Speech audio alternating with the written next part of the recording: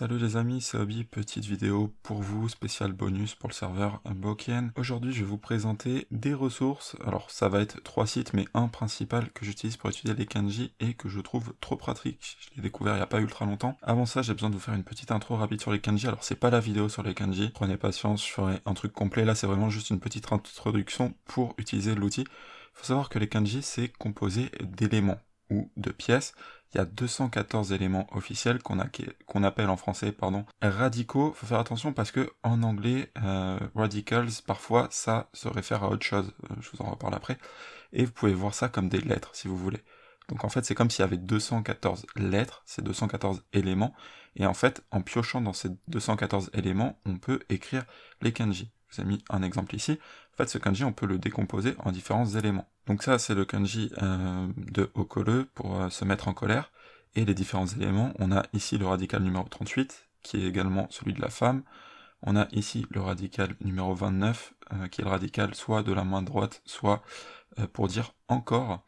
Et ici, on a le radical du cœur, qui est le radical numéro 61. Tous les kanji sont écrits à partir de ces 214 éléments. Alors parfois, il peut y en avoir beaucoup. Ici, vous voyez qu'il y en a 3. Ça peut monter à beaucoup plus. Il ne faut pas confondre ça avec ce qu'on appelle en français les clés, et parfois les radicaux, sachant qu'en anglais, ce qu'ils appellent radicals, souvent c'est les clés. En fait, c'est quoi la différence ? C'est qu'il y a 214 radicaux, donc 214 éléments. Comme vous pouvez voir, là, il y en a 3, mais c'est une liste de 214. Et les clés, en fait, ça va être un radical qui va être choisi pour classer dans les dictionnaires papier. À l'heure actuelle, c'est beaucoup moins pertinent, puisque grâce au dictionnaire électronique, vous pouvez rentrer n'importe lequel de ces 3 radicaux et il vous ressortira ce kanji. Mais dans les dictionnaires papier, si vous cherchez sous ce kanji-là, il ne remontera pas. Il faut que vous cherchiez selon sa clé.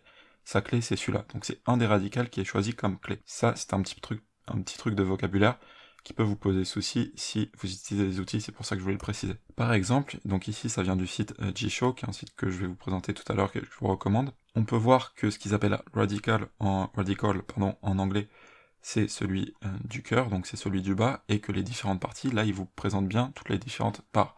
Donc il y a 3 éléments qui sont 3 radicaux, mais il y a une seule clé. Voilà, c'était pour la petite notion de vocabulaire. Chose aussi sur laquelle il faut faire une petite différence, ça va être ce qu'on appelle les radicaux libres versus les kanji.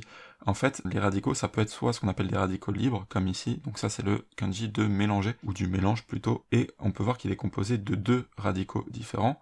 Le premier, c'est le radical numéro 8, qui est le radical du couvercle, et ça, il n'existe jamais seul. Donc c'est un radical officiel, mais vous le verrez jamais écrit en kanji seul.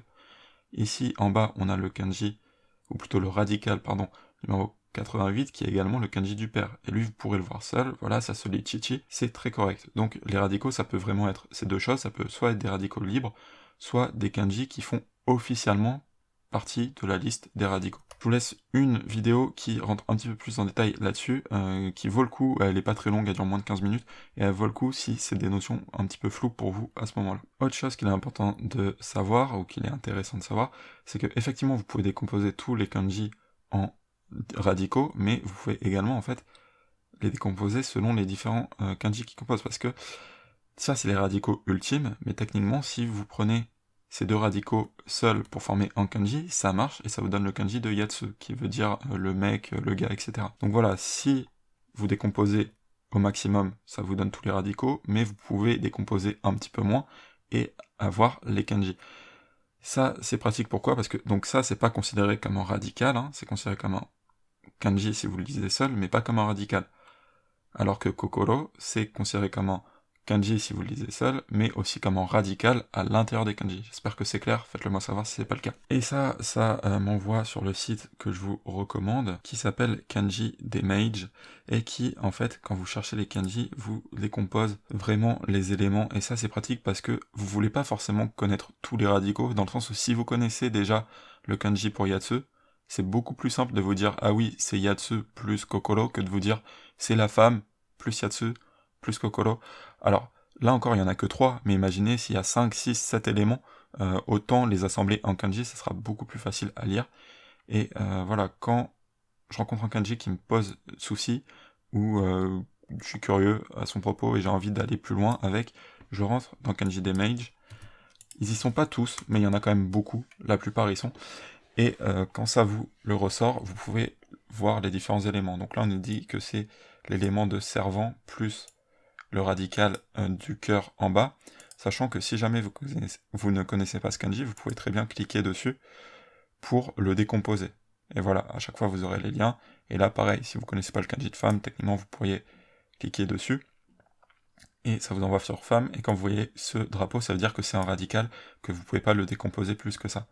Ce site est très pratique pour ça, le reste, vous pouvez regarder, je vous conseille pas particulièrement, éventuellement les tags si vous voulez, alors c'est en anglais, mais ça peut être utile si vous parlez anglais, sinon décomposer généralement, même si vous parlez pas anglais, ça vous sera utile. Surtout combiné à, voilà, moi j'aime bien le combiner à Jisho, qui est un dictionnaire en ligne très pratique. J'utilise surtout pour les kanji, vous pouvez l'utiliser pour le vocabulaire aussi. Si vous parlez pas anglais, vous pouvez descendre, et ici vous avez le sens en français. Si vous parlez anglais, il y a pas mal d'informations intéressantes, notamment les lectures avec des exemples ici et ici. Donc lecture on et lecture kun. C'est vraiment pas mal. Ici vous pouvez regarder, parfois c'est pas optimal. Je préfère vraiment en fait décomposer avec Kanji Demage qui décompose beaucoup mieux, et utiliser le sens ou les exemples de Jisho. Je trouve vraiment c'est la combinaison des deux qui vous donnera le meilleur résultat. Si vous avez fait RTK, vous pouvez également vous référer à ce site-là. Je vous laisserai le lien dans la description également. Donc tout ce que je fais, c'est en fait, je modifie le kanji éventuellement là, en fait. Voilà, je le colle, le kanji que je recherche, et ça me le remonte. Si vous avez fait RTK, ça va vous créer des histoires avec les éléments de RTK. Alors c'est pas les éléments officiels, c'est les éléments de RTK, mais si vous l'avez fait, ça peut être pas mal, voilà, pour pas avoir à fouiller dans le livre à chaque fois, ou pour voir des kanji que vous avez oubliés, ce genre de choses. Voilà, petite vidéo vraiment très rapide, j'espère que j'ai pas été trop brouillon et que ça vous a plu. Si vous avez des questions, n'hésitez pas à les poser sur le Discord tout simplement. Salut!